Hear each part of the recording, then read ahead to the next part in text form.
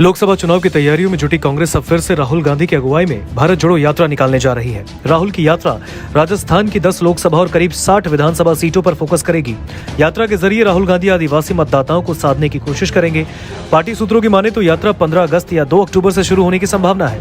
कांग्रेस प्रवक्ता पवन खेड़ा ने बताया, फाइनल रूट पर जल्द की पार्टी के स्तर पर दिल्ली से यात्रा का पूरा ब्यौरा जारी किया जाएगा। भारत जोड़ो यात्रा की तैयारियों को राष्ट्रीय अध्यक्ष मल्लिकार्जुन खड़गे अंतिम रूप दे रहे हैं। तारीख कौन सी होगी, इस पर अंतिम निर्णय भी खड़गे ही करेंगे।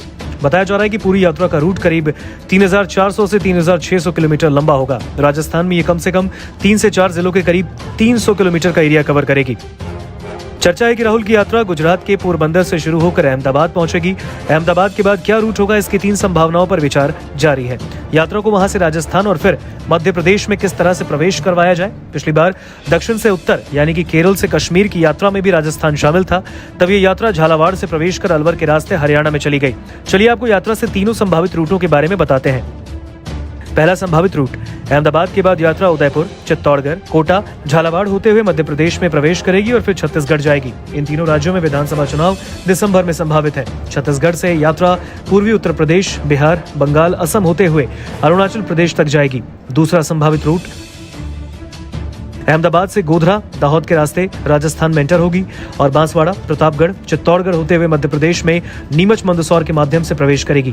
फिर एमपी, इंदौर या भोपाल में से किसी एक शहर को छूकर छत्तीसगढ़ की तरफ बढ़ेगी। छत्तीसगढ़ से यात्रा पूर्वी उत्तर प्रदेश, बिहार, बंगाल, असम होते हुए अरुणाचल प्रदेश तक जाएगी। तीसरा संभावित रूट, पोरबंदर से सीधा माउंट आबू, सिरोही जिले में प्रवेश कर उदयपुर, डूंगरपुर और बांसवाड़ा के इलाकों से होते हुए रतलाम यानी मध्य प्रदेश में यात्रा प्रवेश करेगी।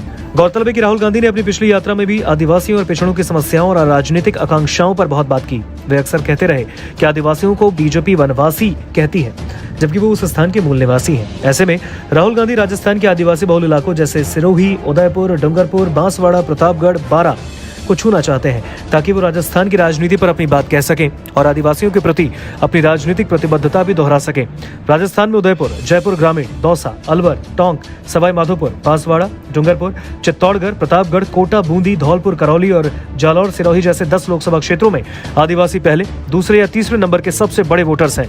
ऐसे ही करीब 60 विधानसभा सीटों पर भी आदिवासी प्रभावशाली हैं। ऐसे में राहुल गांधी इन सीटों को इस यात्रा के जरिए सीधे प्रभावित कर सकते हैं। चर्चा है कि मुख्यमंत्री अशोक गहलोत, प्रदेश अध्यक्ष गोविंद सिंह डोटासरा और पूर्व डिप्टी सीएम सचिन पायलट को इस यात्रा की प्रमुख जिम्मेदारी सौंपी जाएगी।